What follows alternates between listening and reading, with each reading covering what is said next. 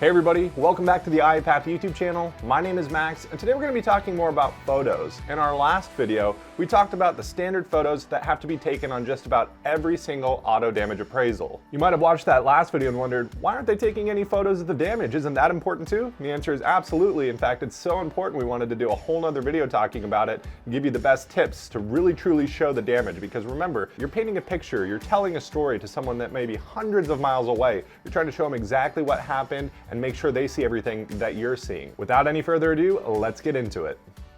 We've had photos of all the exterior of the vehicle, photos of the interior of the vehicle, and of the tread depth. We can now get to the damage photos. But there's one more required photo we gotta grab, and that's the measurement photo. Not all carriers require this, but we're gonna do it every single time to make sure that we don't miss it when it is required. There are a few different ways that you can get measurement photos. You can use a measuring tape and kind of like put it down to the ground, hold it up and step back and take a picture of it. Or you can use something like a dent stick, which makes it a whole lot easier. And there are two critical things when you're doing a measurement photo that you have to make sure you accomplish. Number one is you have to show in your photo that the measurement is on the ground. The measuring tape is to the ground or the dent stick is on the ground. And then you have to show where the primary impact point was on the measuring tape. So the dent stick makes this very easy and then allows me to walk away from it and take a good photo showing that it's on the ground and the measurement point.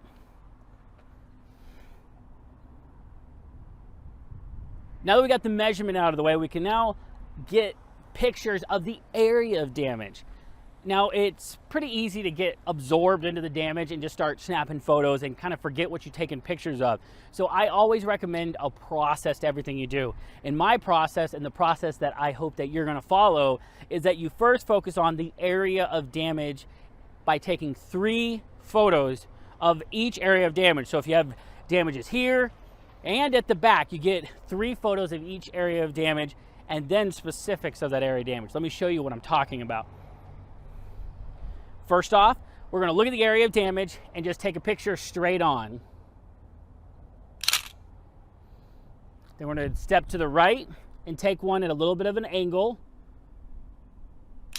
because that shows some different things that have happened to this vehicle that you might not have seen from just a straight on photo.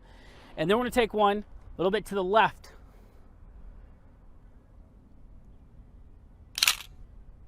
And if you can imagine, the insurance company now feels like they just were able to walk around this area of damage to view it from different angles. And that's what we're trying to accomplish.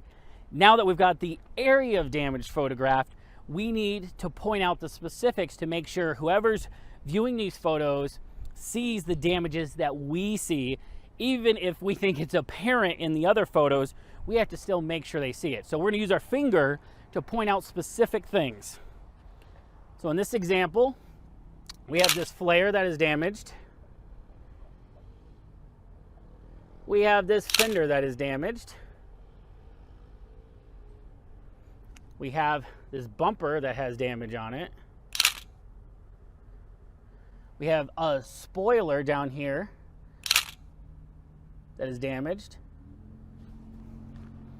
We have a headlight that is cracked and taped up. And I'm going to go ahead and get another picture of just the bumper damage here to make sure that they see there's damage on this side of the bumper as well. And so that's how you take damage photos. Do that for every section of damage that you see. And that is what you're going to do every single time. All right, so hopefully now you should have a better understanding of how to take good quality damage photos. This is super important, guys. We get complaints all the time from carriers saying they aren't taking good enough photos. We aren't getting quality photos. Photos are everything. So definitely take these tips and tricks and apply them to your adjuster career. Speaking of that, if you do want to go ahead and start that process today, head on over to iapath.com, check out our mentorship program and all the other training that we have available. Thanks everyone so much for watching. Keep walking your path and claiming your life.